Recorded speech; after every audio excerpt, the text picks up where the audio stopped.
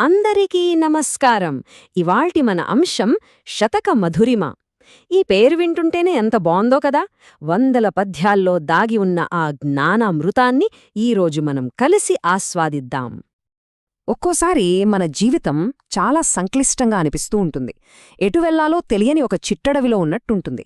ఇలాంటి టైంలో మనకు సరైన దారి చూపించే ఆ శాశ్వతమైన జ్ఞానం అసలది ఎక్కడ దొరుకుతుంది? ఎప్పుడైనా ఆలోచించారా?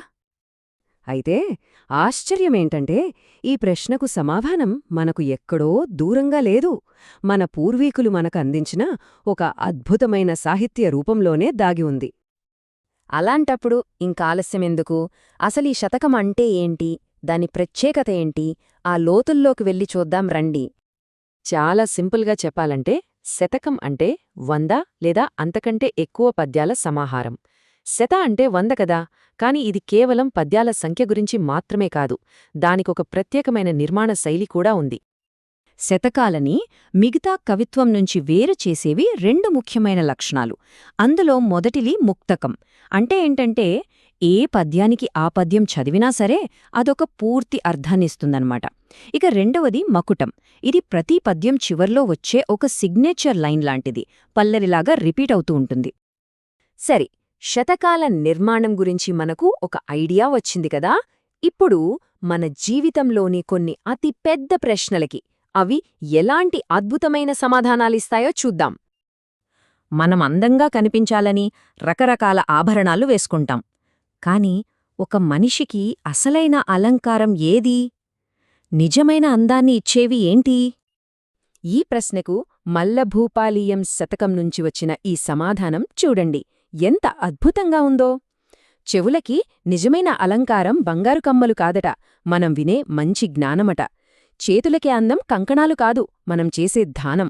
వావ్!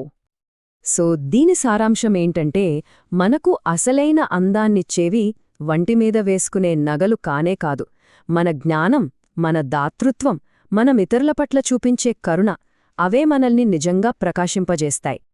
ఇది కొంచెం ఆలోచించాల్సిన ప్రశ్న. నిజమైన సంపద అంటే ఏంటి? డబ్బు ఎక్కువగా ఉన్నవాళ్లే నిజమైన ధనవంతులా? చూద్దాం దీని గురించి శతకాలు ఏం చెప్తున్నాయో. ఉత్పలమాల నుంచి వచ్చిన ఈ పద్యం మన ఆలోచనలనే మార్చేస్తోంది.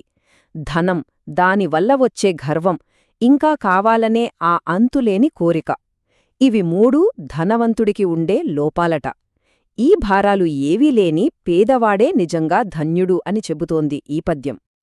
అంటే అసలైన సంపద బ్యాంక్ బ్యాలెన్స్లో కాదు, మనశ్శాంతిలో ఉందని ఈ పద్యం మనకు గుర్తుచేస్తోంది. ఆ కోరికల సంఖ్యల నుండి బయటపడటమే నిజమైన స్వేచ్ఛ, నిజమైన సంపద. మన చుట్టూ చూస్తే మతం, కులం, ప్రాంతం పేరుతో ఎన్నో గొడవలు, విభేదాలు. ఈ విభజనలని దాటి అందరూ కలిసిమెలిసి జీవించడానికి అసలు మార్గమేంటి? దీనికే నింబగిరి నరసింహ శతకం నుంచి వచ్చిన ఈ శక్తివంతమైన ప్రశ్నలే సమాధానం. ఒక్కసారి ఆలోచించండి, కోడలిని సొంత కూతురులా చూసుకుంటే ఇంట్లో గొడవలెందుకుంటాయి? పరమతస్థులని మన వాళ్లుగా ప్రేమిస్తే సమాజంలో గొడవలెలా పెరుగుతాయి?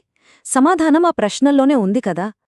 అంటే ఇంట్లో అయినా బయట సమాజంలో అయినా సామరస్యానికి ఉన్న ఒకే ఒక్క రహస్యం ఇతరులను వేరేవాళ్లు అని కాకుండా మనవాళ్లు అని చూడటం, ప్రతి ఒక్కర్నీ మన సొంత కుటుంబ సభ్యుల్లా ఆదరించటం. ఇప్పటివరకు మనం చూసినవన్నీ శతాబ్దాల క్రితం రాసిన పద్యాలు. మరి అవి ఈనాటి మన ఆధునిక జీవితానికి ఎలా వర్తిస్తాయి? ఎందుకు ఇంత ముఖ్యమైనవి? ఎందుకంటే ఈ శతకాలు కేవలం పాతకాలం నాటి నీటి కథలు కాదు, అవి మన జీవితంలో వచ్చే ఎన్నో కష్టనష్టాలని అర్థం చేసుకోవడానికి, వాటిని ఎదుర్కోవడానికి ఉపయోగపడే ఒక ప్రాక్టికల్ టూల్ కిట్ లాంటివి. ఒకసారి చూడండి, నేటి మన ఆధునిక సవాళ్లకి శతాబ్దాల క్రితమే ఈ శతకాలు సమాధానాలిచ్చాయి. ఒకవైపు మనకు భౌతికవాదం ఉంటే దానికి మందు, దానం, సరళత అని చెప్పాయి. సమాజంలో విభజనలు ఉంటే ఐక్యత, సానుభూతి మార్గం చూపాయి. మనలో పెరిగే అహంకారానికి, గర్వానికి ఉండే ప్రమాదాల గురించి ఎప్పుడో హెచ్చరించాయి. అందుకే దీన్ని శతక మధురిమ అని పిలుస్తారు.